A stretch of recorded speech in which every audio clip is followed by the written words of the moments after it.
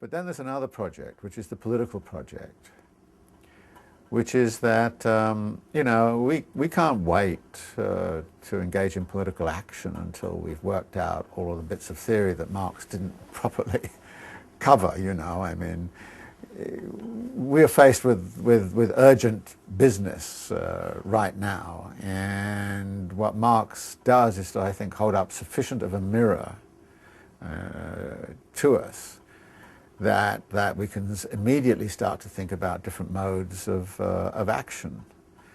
And I think that this is where that obvious term which comes out of Marx's analysis, which is the notion of class struggle, comes back into play. And politically, one of the problems we've had, I think, over the last 30 years is that people have started to say, well, class doesn't exist, or class struggle is irrelevant, or... Now, on that point, I think what Marx does is to tell you politically that you're not going to get anywhere in dealing with this system unless you're prepared to engage in some kind of class struggle. What we need to do is to consolidate what that might mean. And I think that Marx himself at the time, in his own writings, wasn't very clear as to what this meant. But when political action unfolds, then there is, I think, and this is what you get from him, there is a necessity to participate, a necessity to be engaged.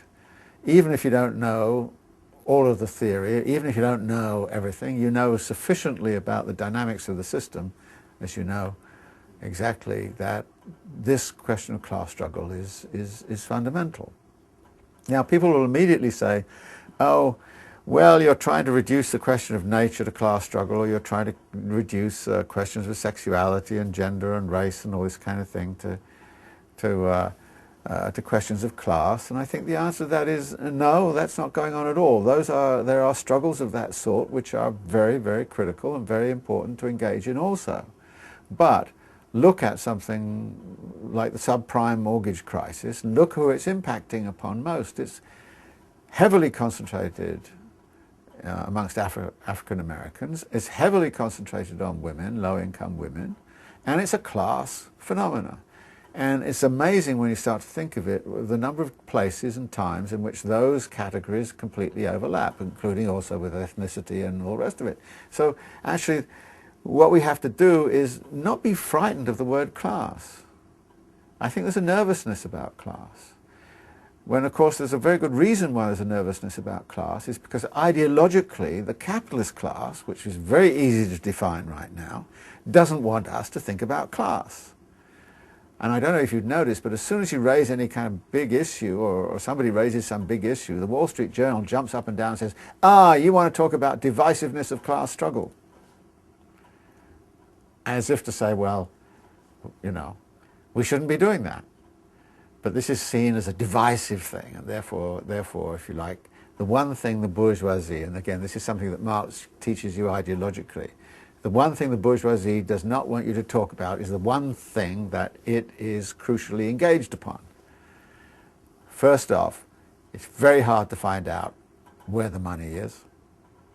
We have data on everything else. They have data on us. They have chips on us, and where we're going and all this kind of stuff. Can we find out where their money is? They always say, no, we can't find out. But what the anti-terrorism stuff started to show was that they could find out where the money was if they really wanted to. They don't want to know. That is the one thing you hide. You hide where the money's coming from, where it's going to. You hide also a great deal about capitalist power, which is a class power, and how that class power works. Because that would mean that somebody would oppose it with a class power. So the one thing they're terrified of is class power. They're very delighted at things like identity politics. Now, I'm not saying identity politics is all wrong, okay? I'm saying they are delighted by multiculturalism. They are delighted by identity politics. The one kind of multiculturalism they don't want to hear about is class. The one thing they don't want to hear about at all. So what Marx teaches you is you've got to go to this. You've got to be there. Now, how we do it is a big question. And one of the things I've tried to raise is if there are class struggles going on around primitive accumulation and accumulation by dispossession, those have to be integrated with traditional class struggles in the workplace. That's not always easy to do. And actually right now there's a lot of struggles going on against dispossession. And sometimes the traditional working class movement doesn't want to know about that. And sometimes they don't want to know about the traditional working class movement either. So the divisiveness around this question is something that seriously hurts us politically. And I think this comes out of Marx very strongly, that you've got to confront what the centerpiece of the problem is. And the centerpiece of the problem is that they are accumulating capital off your back. They're either doing it through dispossession or they're doing it by absorbing your labor and the like. So whatever they're doing, they're getting filthy rich while you are the ones who are going to suffer. And that cannot continue. And that what Marx is basically saying to us by holding up this mirror is, get with it, hic Rhodus, hic salta, here's the ball, now run with it, create the class struggle. How to do that? Big question. But you've got to do it, and there's a necessity for that.